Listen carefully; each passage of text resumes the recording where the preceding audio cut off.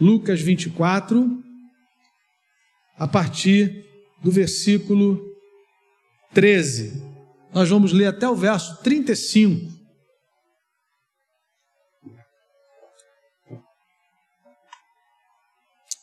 A palavra do Senhor nos diz o seguinte: naquele mesmo dia, 2 deles estavam de caminho para uma aldeia chamada Emaús, distante de Jerusalém, 60 estádios, 11 quilômetros, e iam conversando a respeito de todas as coisas sucedidas.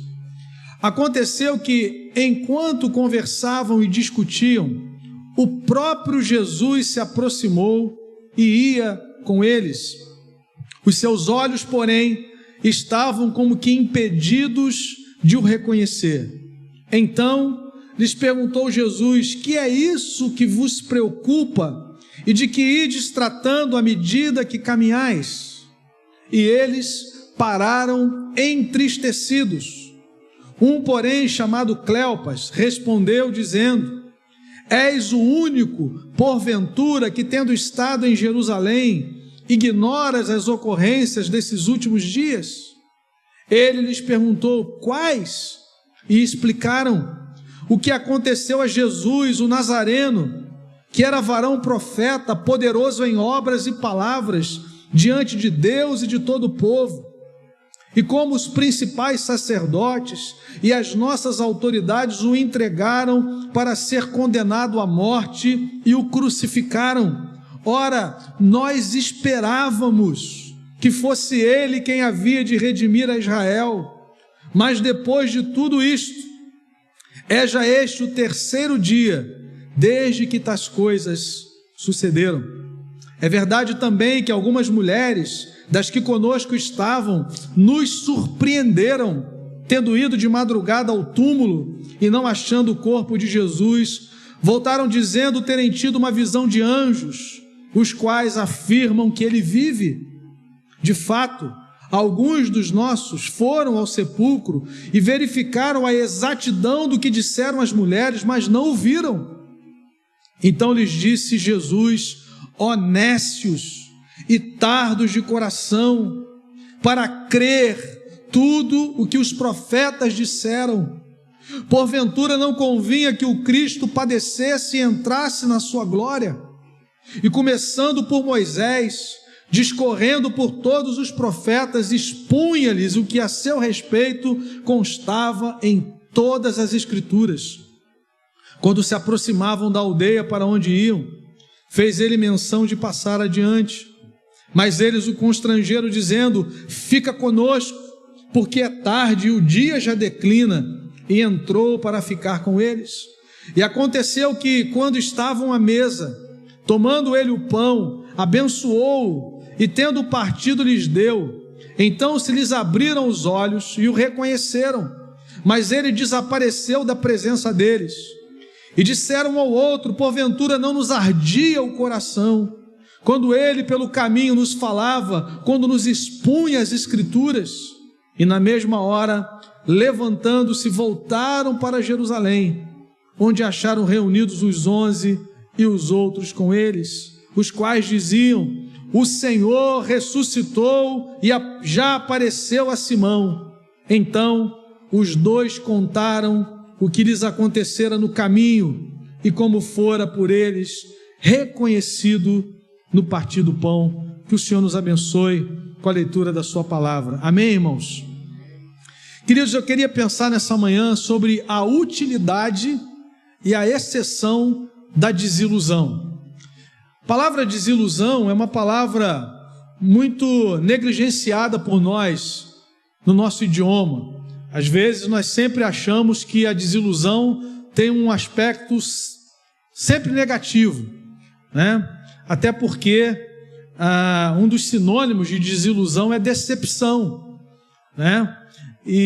Mas na verdade, nem sempre é ruim a desilusão. Eu queria então pensar um pouquinho sobre isso. Eu quero considerar 2 aspectos da desilusão. O primeiro é o seu aspecto positivo, a sua utilidade, né? quando você fica desiludido com uma pessoa, quando você fica desiludido com alguém que fez uma promessa a você e não cumpriu, né? Quando você, por exemplo, não encontrou plenitude em algum empreendimento, em algum projeto, né? Às vezes nós achamos que isso é algo ruim, mas na verdade, amados irmãos, nós projetamos uma esperança irrealizável em pessoas, em projetos. Então nem sempre a desilusão é ruim. Quando você diz assim, olha, eu estou desiludido com aquele político, né? Ou estou desiludido com aquele empreendimento que eu fiz, muitas vezes é um momento de crescimento para nós, é um momento de despertamento para as nossas vidas.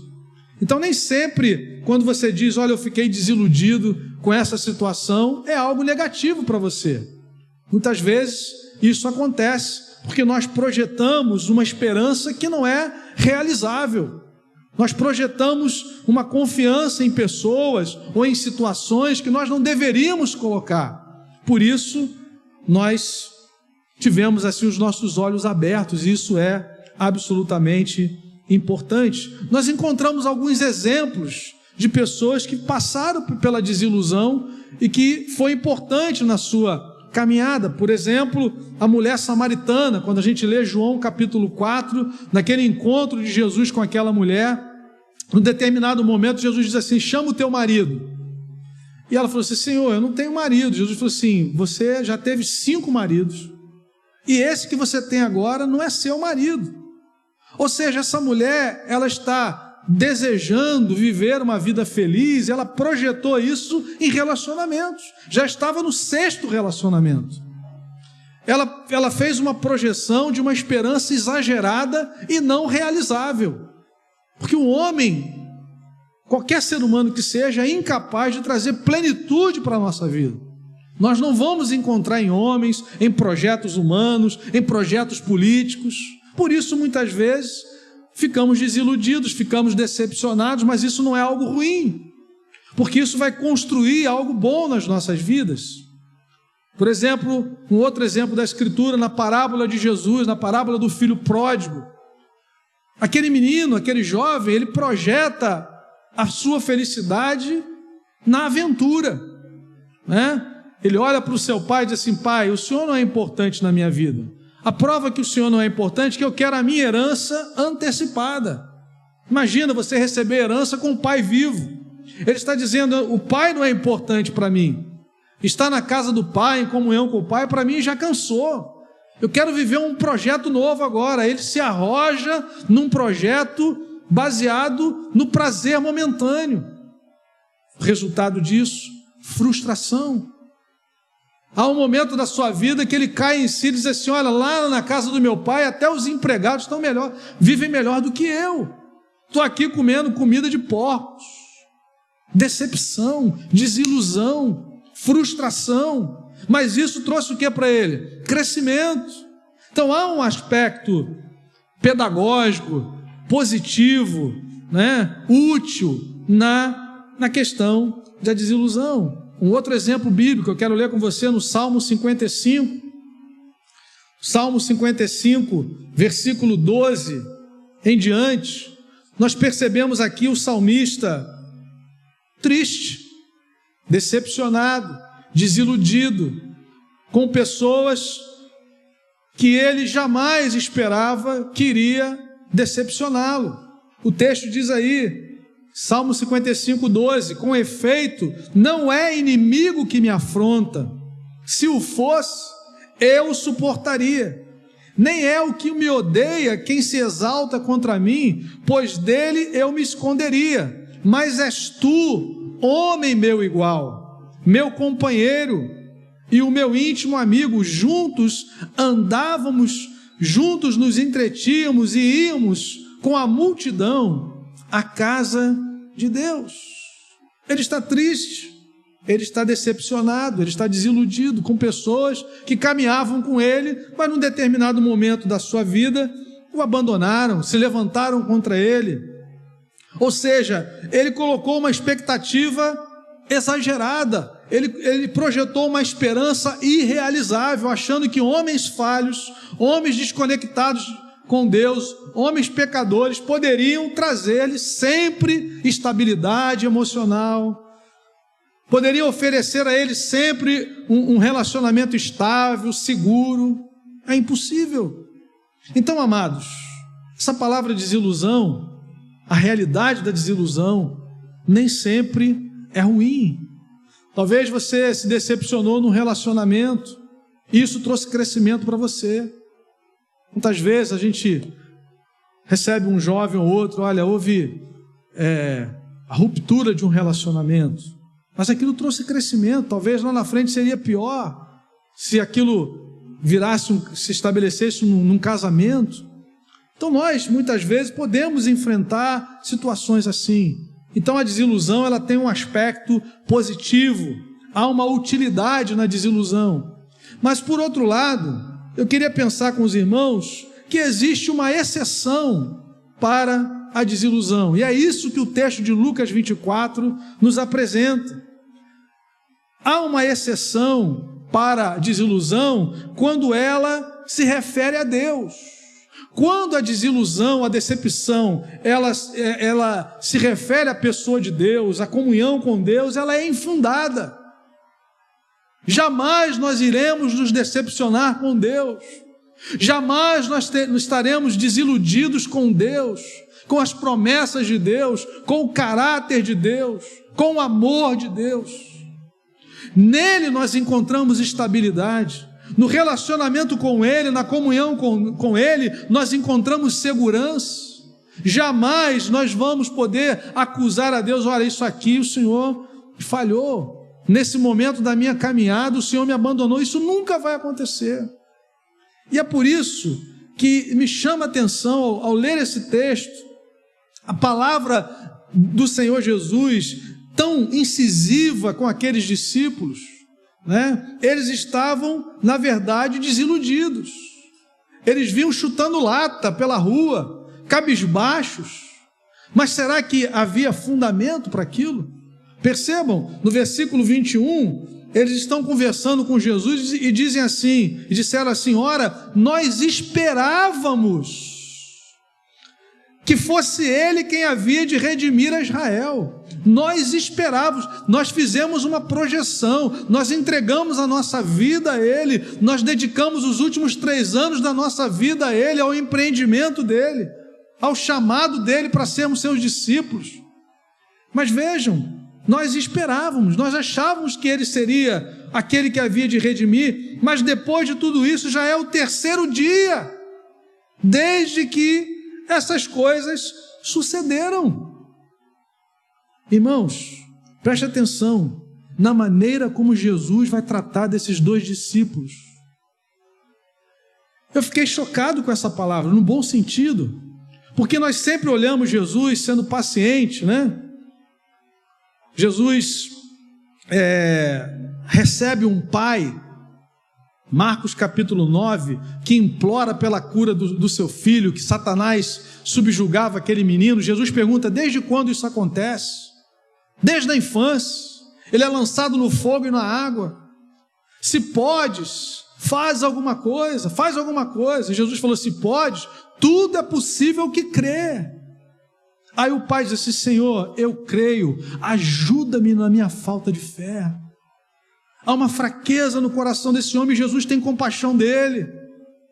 Jesus estende a mão e liberta aquele menino, restaura a vida daquele menino. A mulher Ciro-fenícia procura Jesus e implora. A primeira vez, Jesus silencia. Na segunda vez, Jesus diz assim, não é bom tirar o pão dos filhos e lançá-lo aos cachorrinhos. Ela insiste, Senhor, mas os cachorrinhos se alimentam das migalhas, basta uma migalha da tua graça. Jesus disse, mulher, grande é a tua fé. Vai, porque a sua filha está liberta. E quando ela chegou em casa, a menina estava livre. Paciência do Senhor Jesus. Mas aqui nesse texto, no versículo 25, o texto diz assim, então Jesus lhes disse, ó nécios e tardos de coração para crer tudo o que os profetas disseram. Vejam, irmãos, que palavra direta, incisiva, honestos e tardos de coração. Jesus está dizendo: vocês são tolos, vocês demoram a crer, vocês são ignorantes, vocês ignoram a revelação. A desilusão de vocês é infundada, a desilusão de vocês é fruto de falta de fé. Ou seja, eu jamais iria decepcionar vocês, eu sou o soberano. Eles pararam na última notícia, a última notícia para eles foi a crucificação. O texto diz que eles estão preocupados, diz o versículo 17, que é isso que vos preocupa. O texto diz que eles estão entristecidos no final do 17, e eles pararam entristecidos. E eles ainda perguntaram a Jesus: o Senhor ignora as ocorrências dos últimos dias? É a única pessoa no planeta que está desinformada. Aí Jesus pergunta no 19, quais? Quais são as últimas notícias? Quais são as últimas ocorrências? E eles continuam dizendo: você não sabe o que aconteceu, Jesus Nazareno. Eles estão falando com Jesus, Jesus o Nazareno, poderoso em palavra, varão profeta, poderoso em obras e palavras. Os principais sacerdotes o venceram, ele foi entregue, diz o versículo 20, foi entregue, condenado à morte, e o crucificaram. Eles pararam na morte, pararam na crucificação. Para eles a cruz foi a última palavra. E aí vem a frustração, aí vem a decepção no verso 21. Nós esperávamos, nós achávamos, nós tínhamos total certeza, nós depositamos toda a confiança nele, mas nós nos decepcionamos. E aí Jesus diz: honestos e tardos de coração em crer tudo aquilo que os profetas disseram. Essa desilusão não tem fundamento.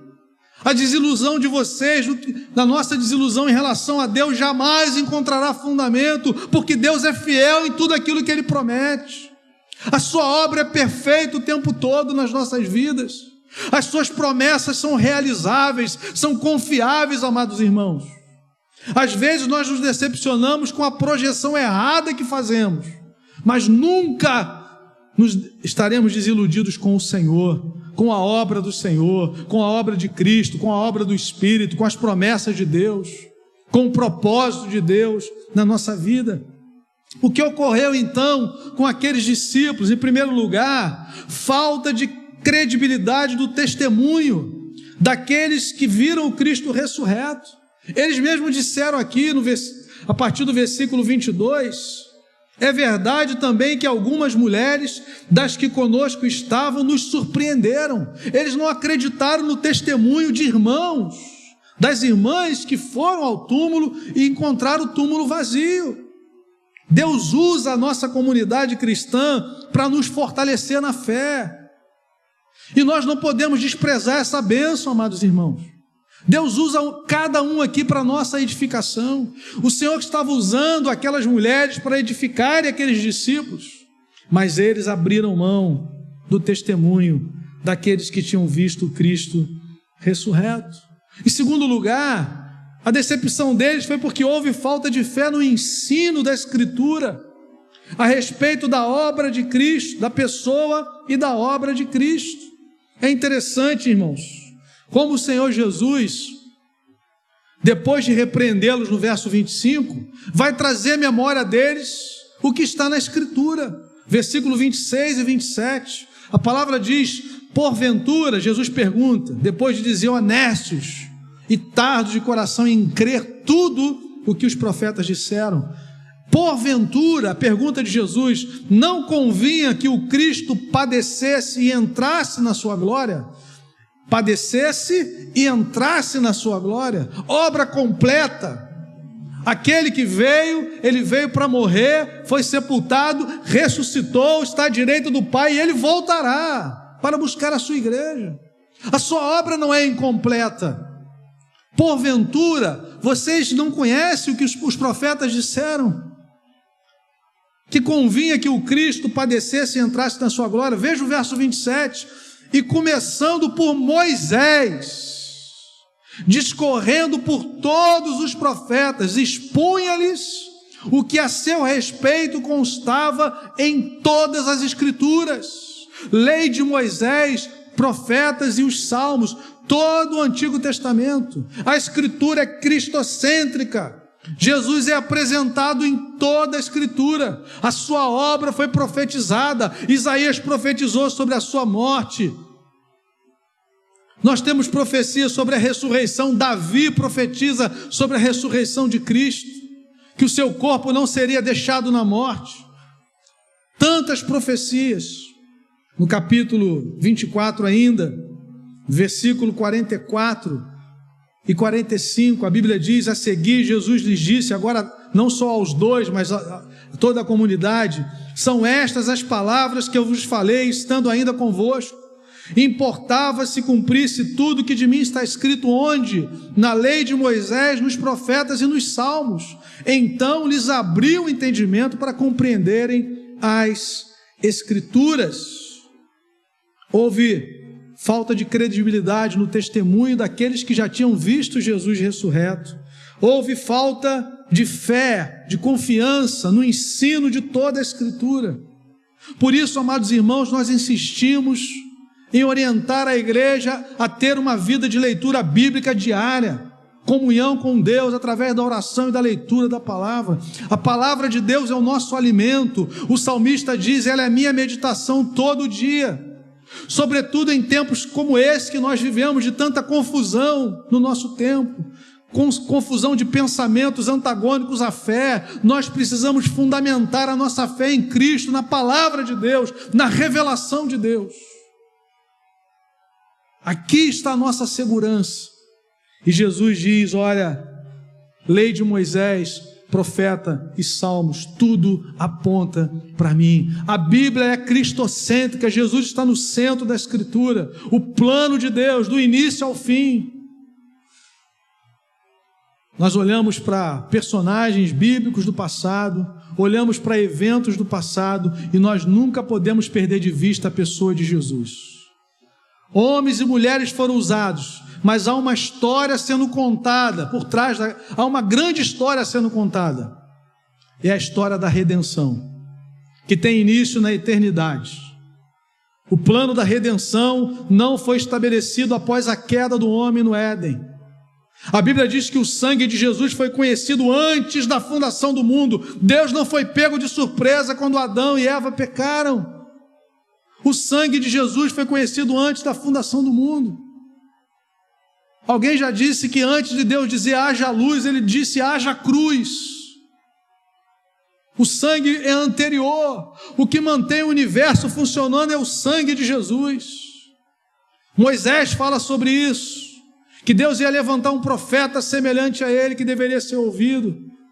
Os profetas falaram dele. Em todos os escritos nós o vemos.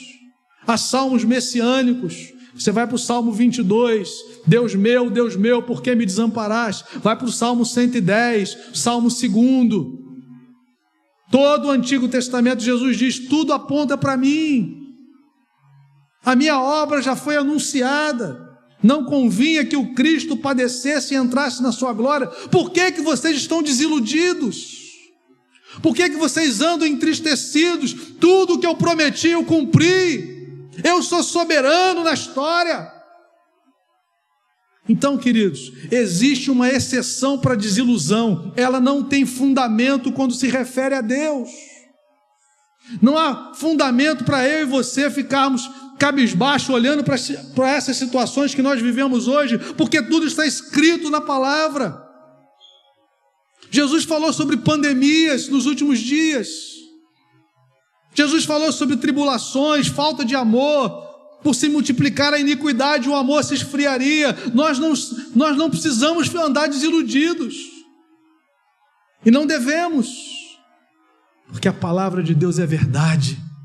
A revelação de Deus é suficiente para a nossa caminhada. Aqueles discípulos estavam desiludidos porque não creram no testemunho dos seus irmãos, não creram no ensino de toda a Escritura, e Jesus está reforçando aqui. E eles também não creram na revelação de Jesus, do próprio Jesus, que preparou os seus discípulos para esse momento. Lucas capítulo 24, versículo 5 em diante, a palavra diz: estando elas, as mulheres que foram ao túmulo, no primeiro dia da semana, estando elas possuídas de temor, Lucas 24, 5, baixaram os olhos para o chão e lhes falaram: por que buscais entre os mortos ao que vive?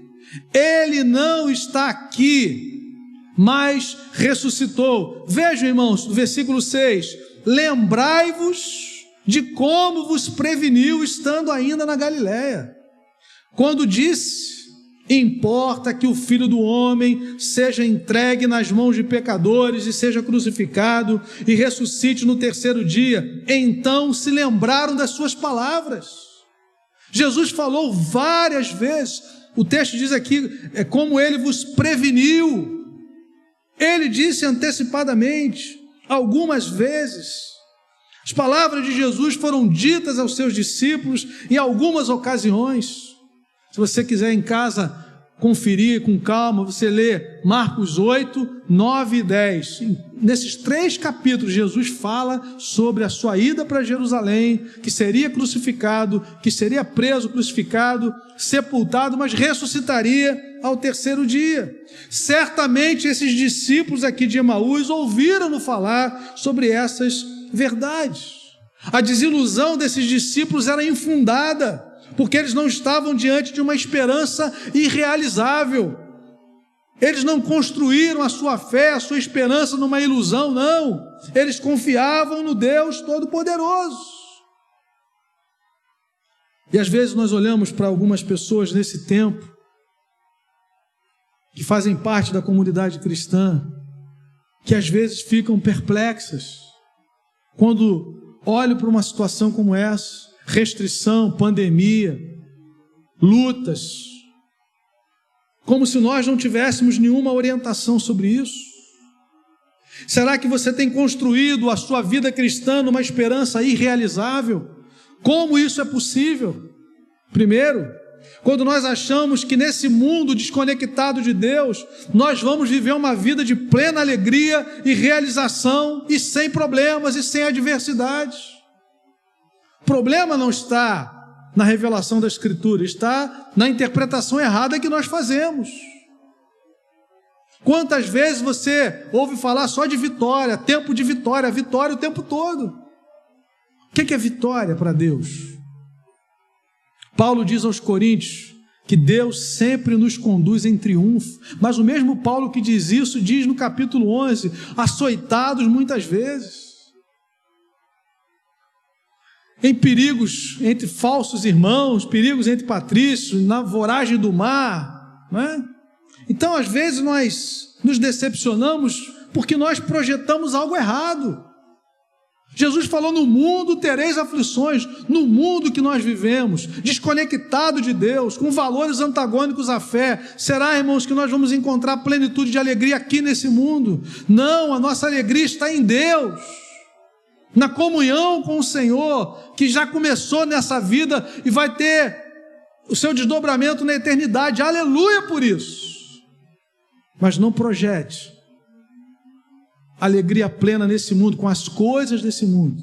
João diz: o mundo passa, a sua aparência passa, mas aquele que faz a vontade de Deus permanece eternamente. Aleluia!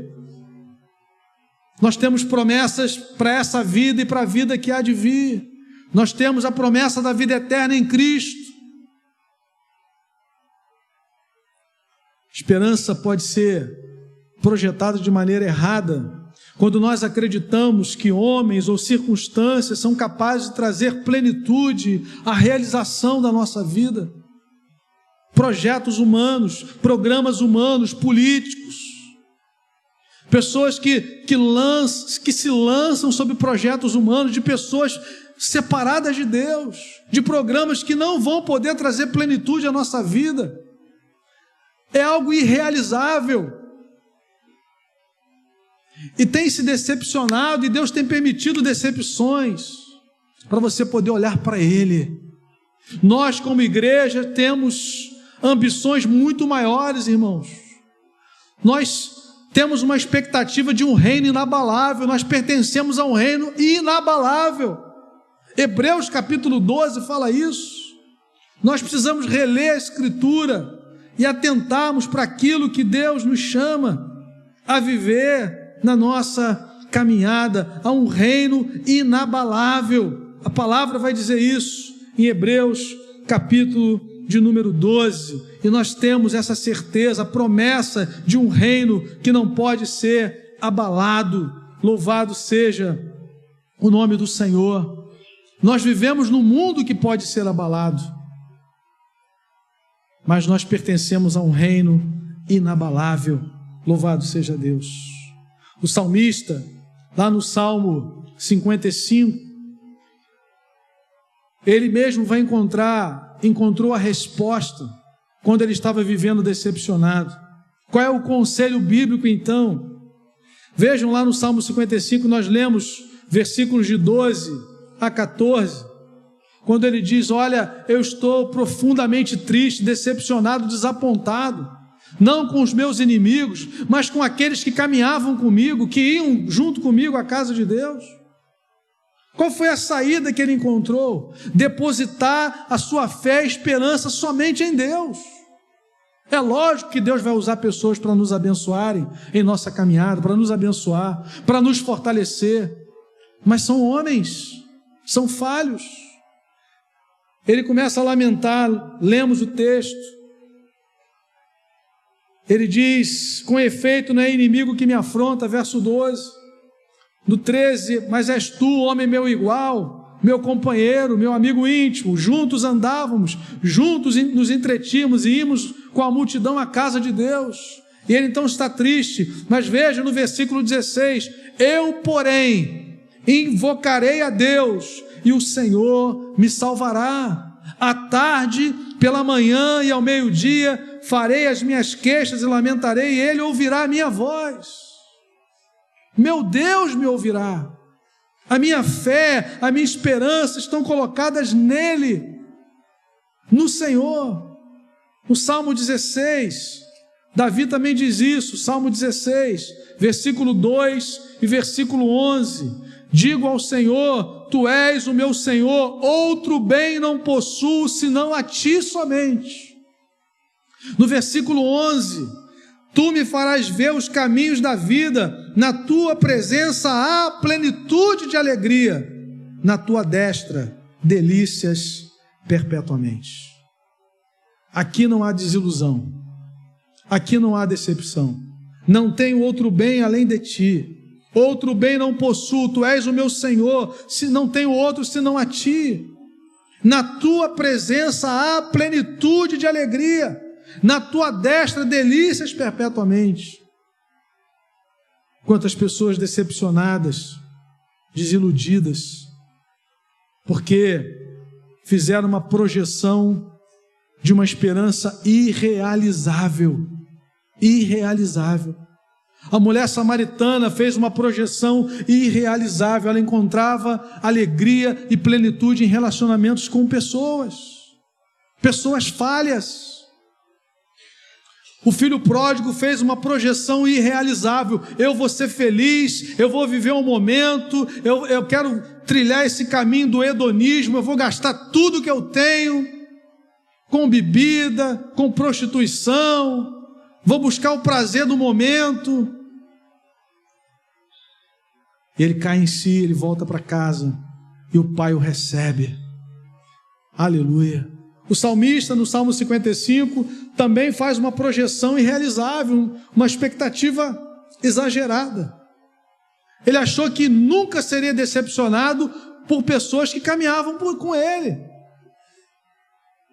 Querido, somente em Deus nós encontramos plenitude de alegria. Somente no Senhor nós podemos colocar totalmente a nossa confiança nas suas promessas, na sua obra, no seu propósito para a nossa vida. 1 Timóteo capítulo 4, versículo 10, Paulo diz assim: pois é para isso que trabalhamos e lutamos, porque temos colocado a nossa esperança no Deus vivo, o Salvador de todos os homens, especialmente dos que creem. Temos colocado nossa esperança no Deus vivo, o Salvador de todos os homens, especialmente dos que creem. Aleluia. Por isso nós entendemos a palavra de Jesus, honestos e tardos de coração para crer tudo o que os profetas disseram. Será que nós temos sido como esses discípulos, demorado a crer?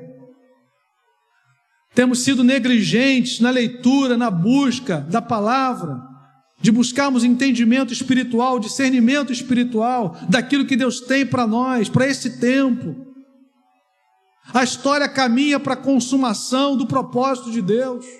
Nós lemos a Escritura e vemos criação, queda, redenção e consumação. Nós caminhamos para a consumação de todas as coisas. O plano de Deus está intacto, com Covid ou sem Covid, o plano de Deus está intacto.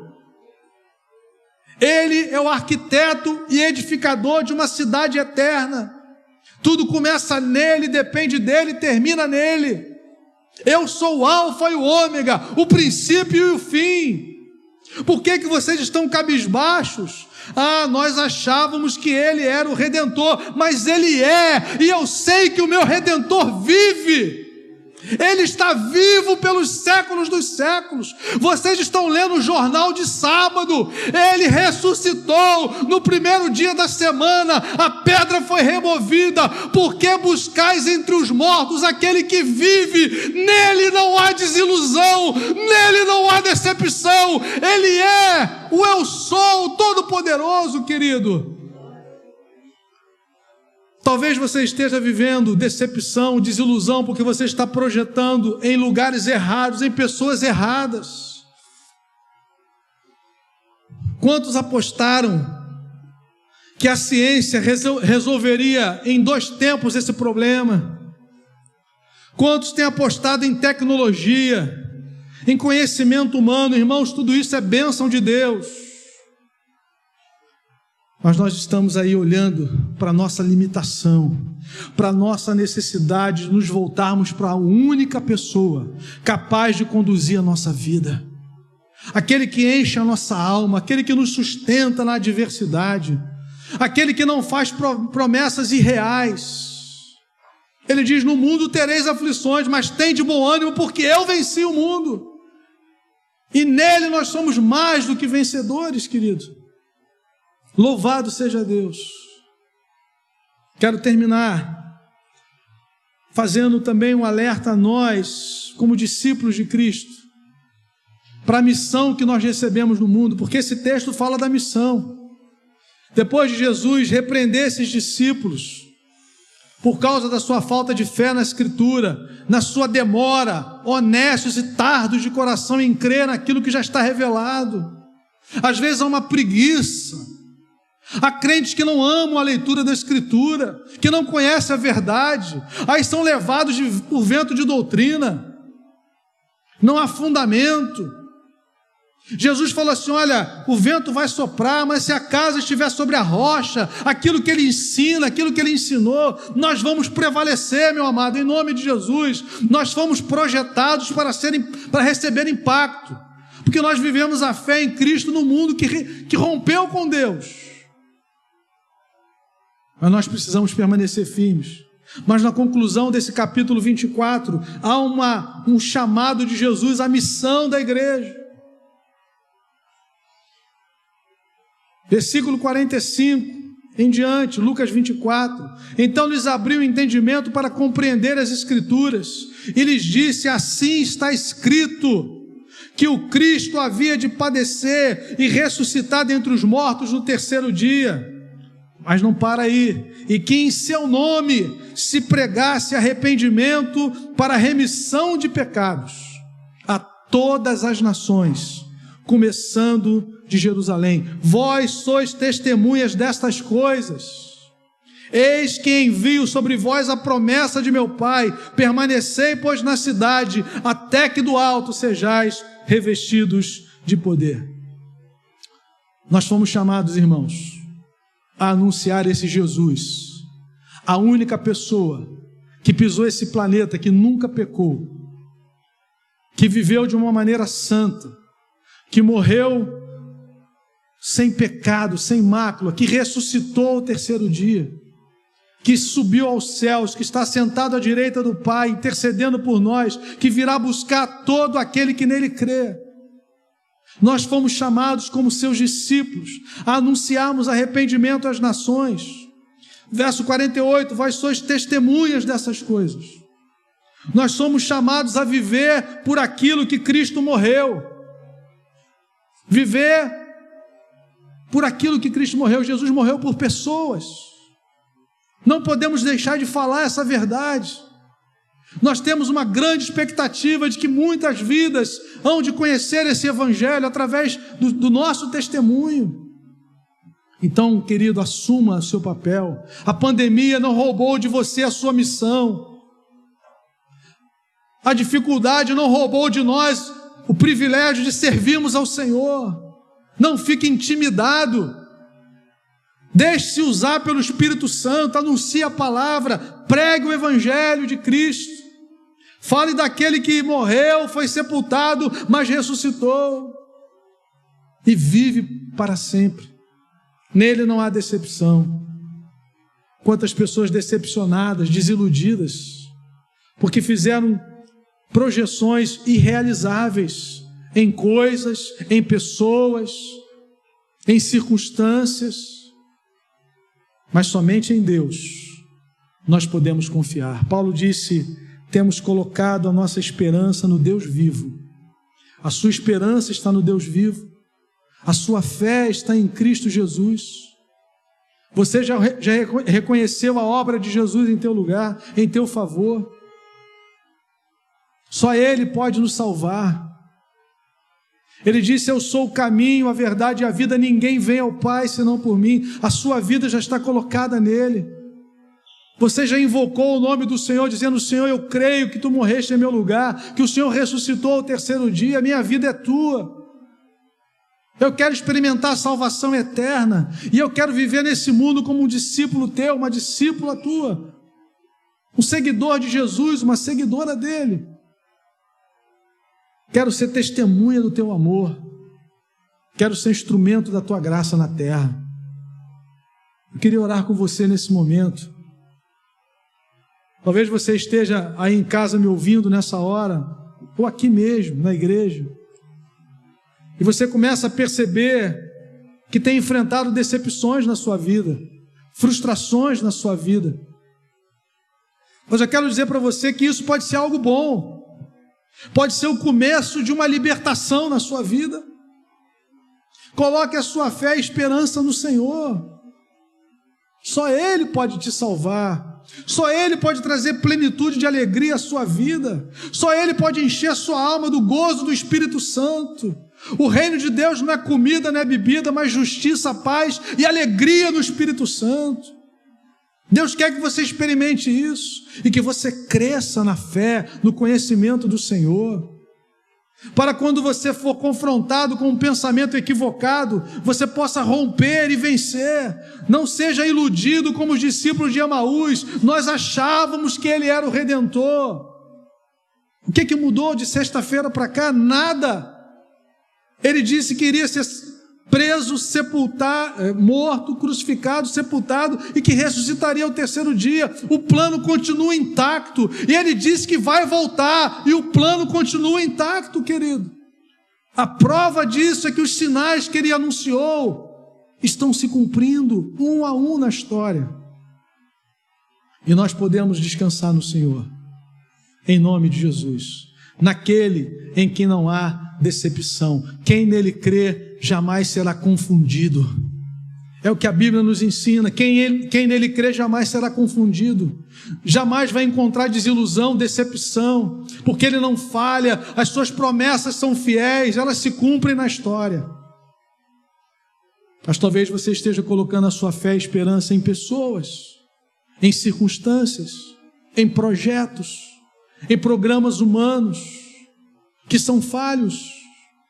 Deus usa pessoas para nos abençoar, mas a nossa fé e esperança estão no Senhor. Vamos orar nesse momento, em nome de Jesus. Quero orar com você, meu irmão. Curva a sua cabeça, feche seus olhos.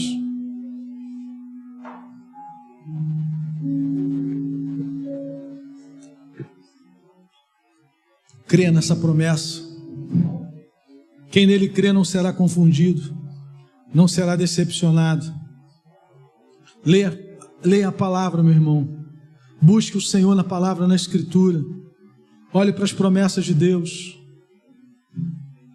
Não se decepcione com homens e mulheres, com programas humanos. Rompa com isso. Enxergue a limitação que há no ser humano. Enxergue a limitação que há nos projetos humanos. São importantes, mas são falhos, são limitados.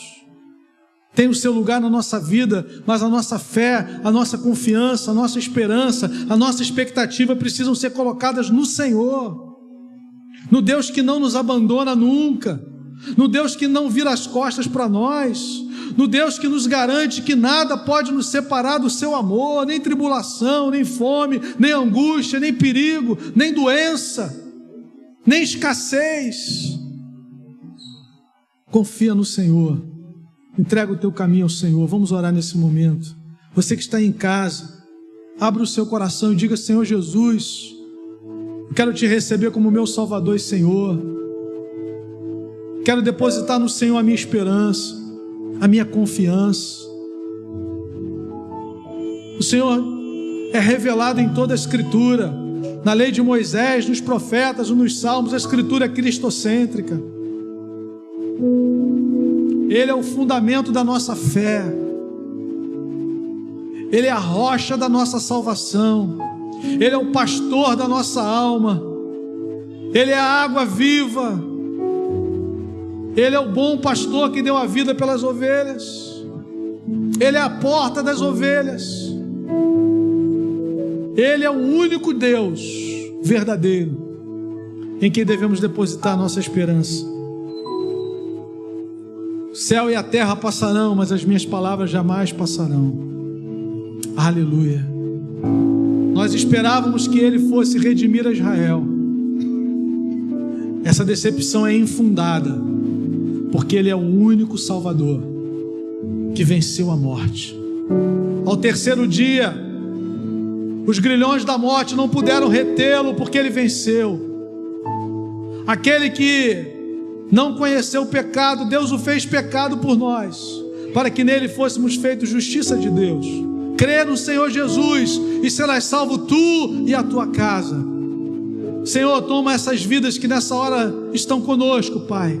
Se porventura alguma delas ainda não recebeu o Senhor, que seja dia de salvação, que seja manhã de entrega, de encontro contigo, de mudança, de uma nova perspectiva de vida, Senhor. Não uma expectativa infundada, de uma esperança não realizável, mas uma esperança depositada no único Deus verdadeiro, cujo nome é Jesus Cristo, soberano, Senhor, Rei dos reis e Senhor dos senhores. Toma a tua igreja, Senhor, a tua igreja que milita nesse mundo, que é bombardeado o tempo todo com informações equivocadas. Senhor, nós pertencemos a um reino inabalável. Nós pertencemos a um reino inabalável. A cidade que nós aguardamos, ela é permanente. O Senhor é o arquiteto e edificador dessa cidade. Nós fomos trazidos para o teu reino pelo sangue do Cordeiro. Aleluia. E nós colocamos a nossa esperança no Deus vivo. Nós depositamos a nossa esperança no único Deus verdadeiro.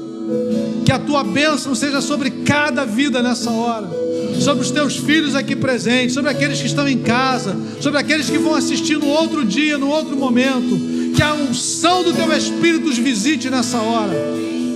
Que seja momento de entrega, de transformação, Senhor, de libertação, Pai. Livra do engano, livra da decepção, da frustração. O Senhor é maravilhoso. Em Ti nós podemos confiar, Senhor. Em nome de Jesus. Aleluia.